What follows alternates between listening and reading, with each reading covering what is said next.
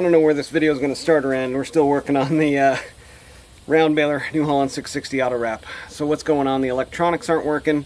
We're going to see if we can diagnose those today. I think I can do everything, basically everything, from right inside of this access panel. Both sensors are down there. You've got one sensor that's telling you, or should be telling you with a beep and a light, that the auto wrap has tripped.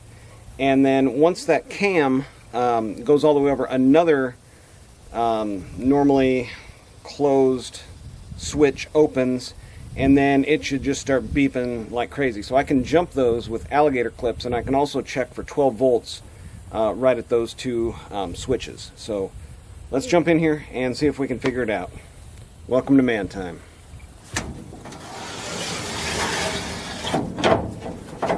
So let's get a look in here. So right here is our important bits here. It could be something as simple as maybe a ground. I just don't know. Okay, so let's find a ground, see if we've got power coming to our... Yeah, I've got 12 volts. 12 volts right at this switch. Had 12 volts. 12 volts. Okay. So what should happen is, with a jumper here, let's see if we can get just maybe one jumper. Okay. So if I jump, I just don't see anything that's really bad in here. Alright, if I jump across,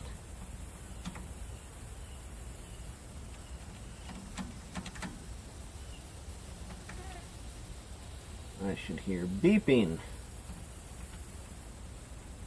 And there's nothing. So now let's make sure the jumper is sending 12 volts to the other side.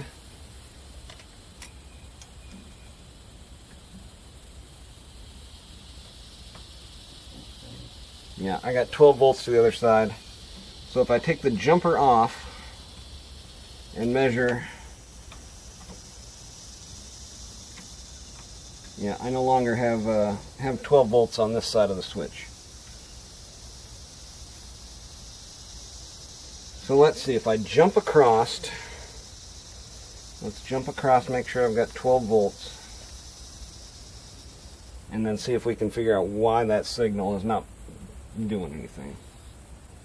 You know what, let's just try to jump this other one and see if we get a signal with both of them jumped. But right now I should have got some sort of beeping happening.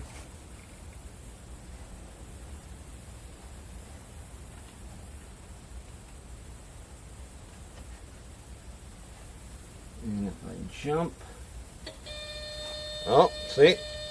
You hear that? That's our beeping.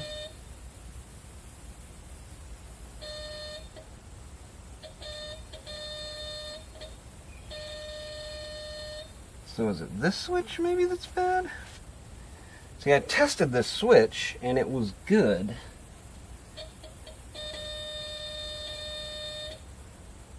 Alright, so let's not jump these and then try this one.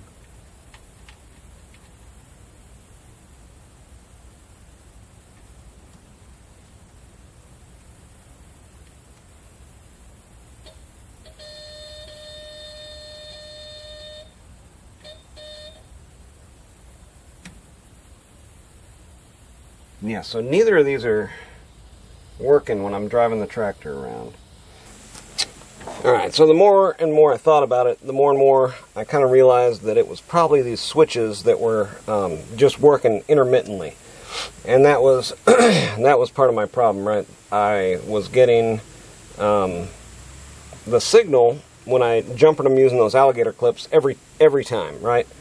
And then I would, before I shot that one, I would manually trip it and have these disengage, and I was also getting the signal. But while I was in the field and running it, it was, it was automatically tripping, and I wasn't getting the signal. So I think it's something to do with these switches. So we're going to replace these out and see if that doesn't fix it. Now you've got one right here.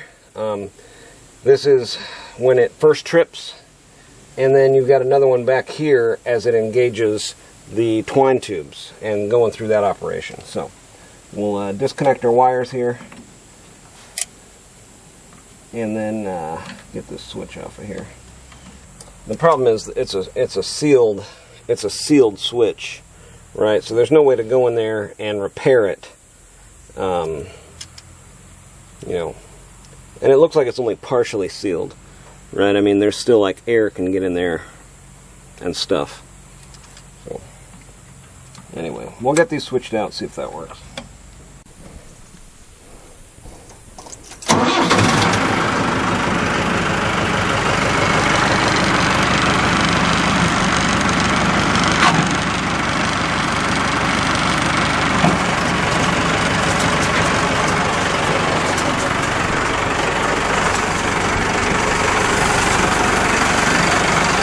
Alright, so to trip it manually, it's this thing here. There we go. And then I'm going to want to stop it as soon as... Okay, that's released, and then that's released. So now we'll shut it off, and then we can change those switches out. Yeah, so you can see here, in order to change these switches out, you've got to unscrew this deal off the end of it, and to do that you have to actuate the Baler mechanism here. Okay, and then that one should also have released there. There's a cam system up in here that starts that twine tube, and you can maybe see down in there the twine tubes are all the way in the middle there. So it starts with that twine going into the center of the bale, with those tubes as close to the bale as possible, and then work their way out. So, all right, let's see if we can get this off of here. All right, here's our new one.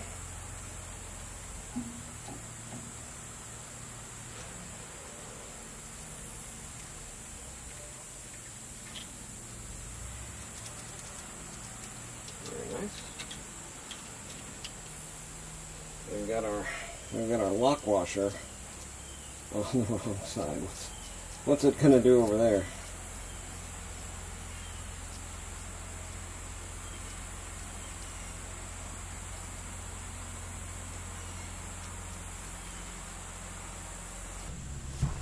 Alright, here's our other switch, and you can see this lock nut is right against a kind of ridge down here, and then one of those screws is like facing up toward here somewhere, so you can't get a screwdriver on it. So let's see if we can get this one off. Oh boy. See, how the heck are you supposed to get in there and get that off of there? I mean, really. Is that...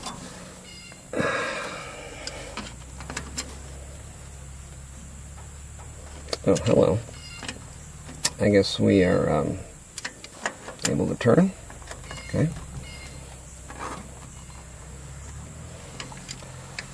Oh, this is interesting.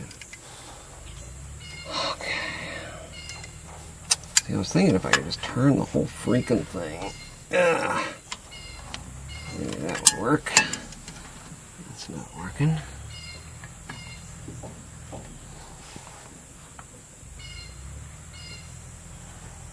I thought I saw it move just a little bit, though. Just no way.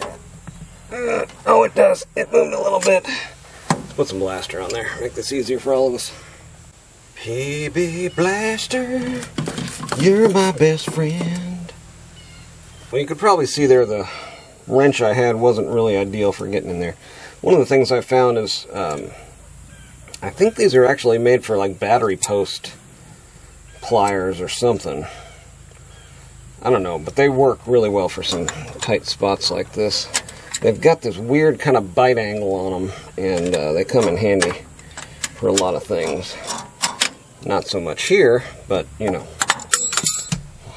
maybe this set on needle nose will get in there. Maybe if I just break the thing off, maybe these pliers will be good for that, huh? Let's try that.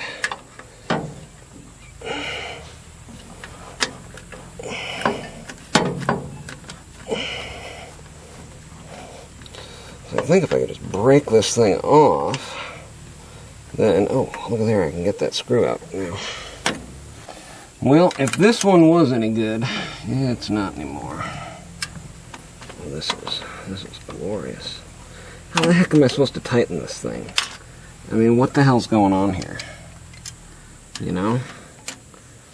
It's just, there's no way. All right, let's get a nice grip on this thing. And just start moving it around. This isn't going to help me with getting the new one on there. But, yes.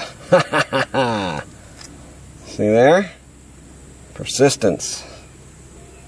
Oh, that's garbage. Oh, yeah.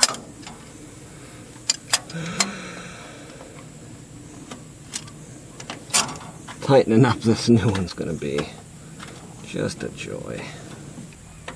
Become a farmer. Oh, it'll be great. We'll have so much fun farming, making hay. That's what everybody wants to do, right? Maybe you can jam a screwdriver in there. It'll slip and then jam into your hand. And then we're really just having a whole lot of fun. More fun than should be had by mere mortals.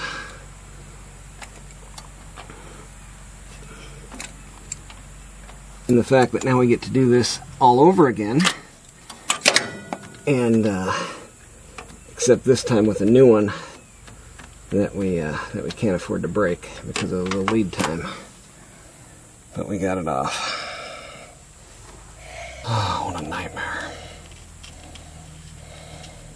Why am I trying to put it back together? Let's see, before we get this new one in there, let's start by doing the wrong things. Cleaning up these electrical connectors. So the thing we're going to have to do here is attack it from both the inside and the outside, right? Because I have got to hold this on the other side of this panel and screw this in there. Now what would really upset me if I did all that and then had to come back and undo it because the lock washer's on the wrong side. Where's this made at, huh? Cole Hersey. Cole CH. Cole Hersey? You made in the USA, Cole Hersey? I'd be very disappointed if you were. Question is, do we do our electrical connections first, or, I mean, this is just a meat grinder for this little switch, so I'm going to try the delicate yet possibly effective needle nose. I just never. Okay, that's as far as I'm going. That is as tight as you're going to get, pal. Alright, so now the test. The test is with the power on, going to the baler, and with the block set to on,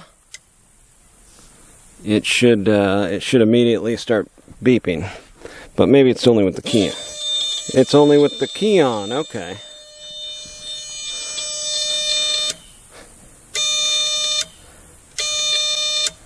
Okay, working.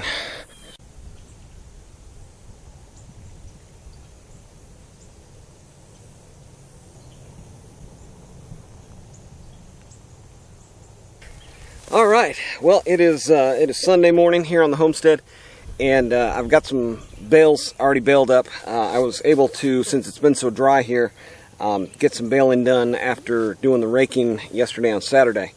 So as you can see here, I've got some of the round bales going. The new baler with those two switches is working. Didn't have any problems with it yesterday. I did have my tractor quit working though. It was like it was starving for gas, and in fact it was actually starving for gas. I don't know if diesel everywhere is like this, but especially down here in East Texas, the diesel has this gel. It's like a pink skin colored almost gel that gets clogged up in your strainers and your filters, and I kind of figured that's what it was, since I've had that issue on my backhoe and now on my tractor. I'm just hoping it doesn't happen to, you know, my truck, but I guess it'll happen to everything eventually. It's in the fuel.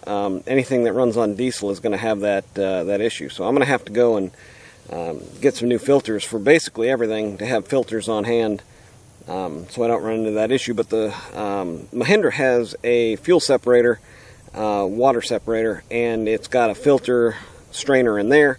That was completely clogged, so maybe that saved it from going into the filters, but I've just taken that out, cleaned it, reinstalled it, and I'll probably have to do that again and again and again until they resolve this diesel issue. I don't know.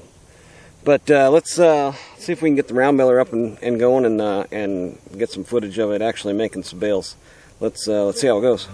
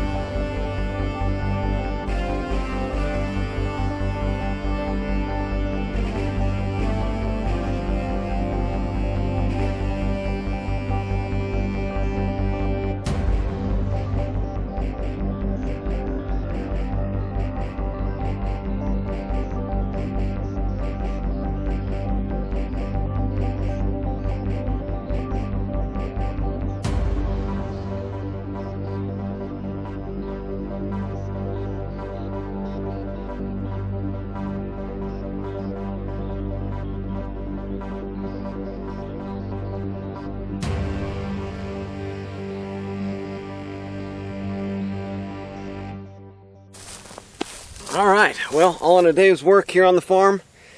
Got some hay baled up, got some square bales, got some round bales. Round baler's working awesome. Everything is working like it should. Had some help come over to help pick up some of these bales, and man, it was just a great day today. I you know, getting outside, getting out in nature, farming. That's what life's all about. It's gonna do it for today on Man Time, guys. Get out there, have you some man time too.